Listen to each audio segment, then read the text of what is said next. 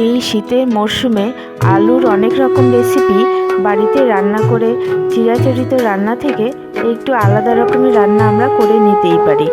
নমস্কার, আমি শাওন পাকশালায় আপনাদের সবাইকে স্বাগত।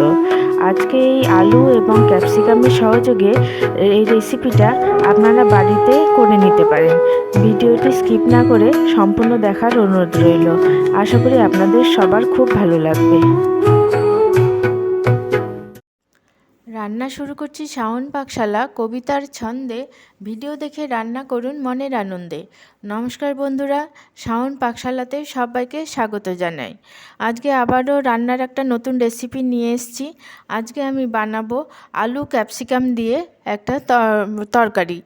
তার জন্য আমি চারটে আলু, বড় বড় আলুকে ছুলে নিয়ে এরকম ডুমো ডুমো করে কেটে নিয়েছি। না ছোট করেছি না বড় করেছি, কারণ বেশি বড় করলে পরে লবণ মশলা এর মধ্যে ঢুকতে পারবে না, খেতে ভালো লাগবে না। সেজন্য আমি এরকম মিডিয়াম সাইজের করে কেটে নিয়েছি।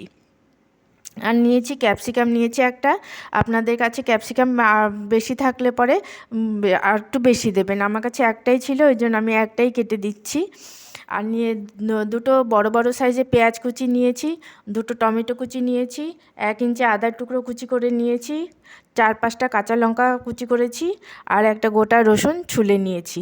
আর রসুনটা আপনারা কুচি করেও দিতে পারেন, আবার থ্যাতো করেও দিতে পারেন। আমি থ্যাতো করে দেব। আর নিয়েছি ঘি।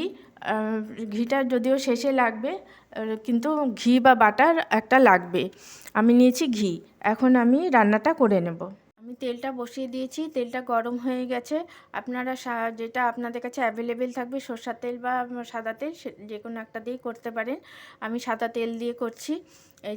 এখন অল্প তেল দিয়ে দিয়েছি, 1.5 চামচের মতো। ওর মধ্যে আমি ক্যাপসিকামগুলোকে একটু হালকা ভেজে নেব। ক্যাপসিকামটাকে আমি হালকা করে, লবণ দেবো না, হলুদ দেবো না, কিছুই দেবো না, হালকা করে একটু শুধু ভেজে নিয়ে তুলে রাখবো, যাতে আলু তরকারিটা যখন করবো ক্যাপসিকামটা তাড়াতাড়ি সেদ্ধ হয়ে যায়। ক্যাপসিকামটাকে আমি একটু শ্যালো ফ্রাই করে নিয়েছি। এখন আমি ক্যাপসিকামটা তুলে নেব।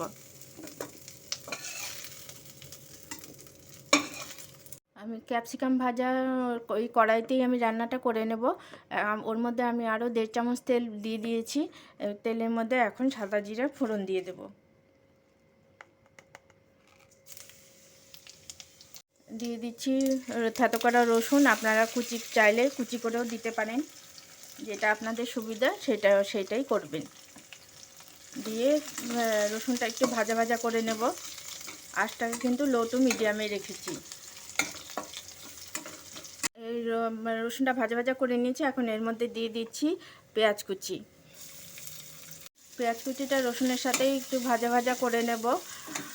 আমি তো চারটে সাইজের আলুর জন্য দুটো বড় পেঁয়াজ কুচি করেছি। আপনারা যে কোয়ান্টিটির বানাবেন সেই অনুযায়ী পেঁয়াজ রসুনের পরিমাণটা কমিয়ে বা বাড়িয়ে নেবেন। রসুনটা একটু ভালো মতো ভাজা করে নিয়েছি। এখন এর মধ্যে দিয়ে দেব আদা কুচি, কাঁচা লঙ্কা কুচি। ঝালটা আপনারা যেমন খাবেন সেই অনুযায়ী দেবেন। কেটে ধুয়ে রাখা ডুমো করে কাটা আলুগুলো দিয়ে দেব। এটাকে লো টু মিডিয়ামে রেখে আমি কড়াইটা ঢাকা দিয়ে দেব 3-4 মিনিটের জন্য। আলুটা একটু ভালো মতো করে সমস্ত মশলার সাথে মিশে যাওয়ার জন্য। আমি 3 মিনিট হয়ে গেছে। আমি ঢাকনাটা খুলে দিয়ে একটু সামান্য হলুদ গুঁড়ো দিয়ে দিচ্ছি। দিয়ে নেড়ে নিয়ে আবার আমি ঢাকনাটা দিয়ে দেব। আমি অফ ক্যামেরা 1-2 বার এসে নাড়িয়ে দিয়েছি, যাতে নিচে লেগে না যায়। আর পেঁয়াজটাও এখন গোল্ডেন ব্রাউন হয়ে ভাজা ভাজা হয়ে গেছে। আর এটা আরও একটু কিছুক্ষণ হতে দেব, ঢাকনা দিয়ে দেব। আমি আবার ঢাকা দিয়ে দিয়েছিলাম, ঢাকনাটা খুলে নিয়েছি। এখন দেখুন সমস্ত পেঁয়াজগুলো ব্রাউন কালার হয়ে গেছে। আলুটাও ভালো মতো ভাজা ভাজা হয়ে গেছে। এখন এর মধ্যে দিয়ে দেব টমেটো কুচিগুলো। দিয়ে দিচ্ছি টমেটো কুচি, দিয়ে দিচ্ছি ক্যাপসিকাম কুচিগুলো, ভেজে রাখা ক্যাপসিকাম কুচিগুলো, পরিমাণ মতো লবণ দেব, হলুদের গুঁড়ো একটু,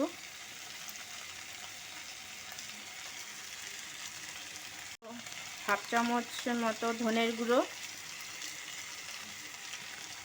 দেব, হাফ চামচেরও কম একটু জিরের গুঁড়ো দেব, কাশ্মীরি লঙ্কার গুঁড়ো। আমি ঝাল লঙ্কার গুঁড়ো দিচ্ছি না, আপনারা যদি ঝালটা খেতে পছন্দ করেন তাহলে দেবে। দিয়ে দিচ্ছি একটু কসুরি মেথি, আমি ড্রাই রোস্ট করিনি, এমনি দিয়ে দিচ্ছি। এখন সমস্ত মশলা, গুঁড়ো মশলার সাথে সমস্ত কিছুর সাথে আলু, ক্যাপসিকাম, টমেটো ভালো মতো করে মিশিয়ে নেব। আর টমেটোটা একটু বেশি দিতেই লাগছে, কেননা একটু গ্রেভি টাইপ হলে ভালো লাগবে খেতে, একদম শুকনো শুকনো হলে তো খেতে ভালো লাগবে না, সেই জন্য আমি একটু টমেটোটা বেশি দিলাম। সমস্ত কিছুর সাথে নেড়ে নিয়েছি, এখন আঁচটাকে একদম লোতে দিয়ে একটু ঢাকা দিয়ে দেব। দিয়ে দিচ্ছি একটু সামান্য জল, দিয়ে আঁচটাকে লো টু মিডিয়ামে রেখে ঢাকনা দিয়ে দেব। আমি ঢাকনা দিয়ে দিয়েছিলাম এবং অফ ক্যামেরাও আমি বারবার এসে নাড়িয়ে দিয়ে গেছিলাম। এখন এটা রান্না, আলুগুলোও সিদ্ধ হয়ে গেছে, রান্নাটা প্রায় কমপ্লিটের পথে। এখনও আরও 2-3টে জিনিস মেশানো বাকি আছে। আঁচটা কিন্তু লো টু মিডিয়ামেই রেখেছি। এখন আমি এর মধ্যে দিয়ে দেব সামান্য গরম মশলা। আমি শাহি গরম মশলা দিচ্ছি, আপনাদের কাছে যে গরম মশলা থাকবে সেই গরম মশলাগুলোই দিতে পারেন। দিচ্ছি সামান্য ঘি, আপনারা যদি ঘিটা পছন্দ না করেন সেটা স্কিপও করে যেতে পারেন, আর না হলে ঘি বা বাটার যে কোনো একটা দেবেন। আর যদি ঘি বাটা পছন্দ না করেন তাহলে স্কিপ করে যেতে পারেন। দিয়ে দিচ্ছি ধনেপাতা কুচি, ধনেপাতা কুচিটা দিয়ে নেড়ে আমি গ্যাসটাকে অফ করে দেব। এটাও খুব একটা বড় না, খেতে অসাধারণ লাগে। এই শীতের রাত্রে আপনারা রুটি, পরোটা বা নান, ভাতের সাথেও আপনারা খেতে পারেন, খেতে অসাধারণ লাগে। আর খেয়ে ভালো লাগলে আমার চ্যানেলটিকে সাবস্ক্রাইব করবেন, লাইক করবেন, শেয়ার করবেন এবং কমেন্ট করে আমার পাশে থাকবেন।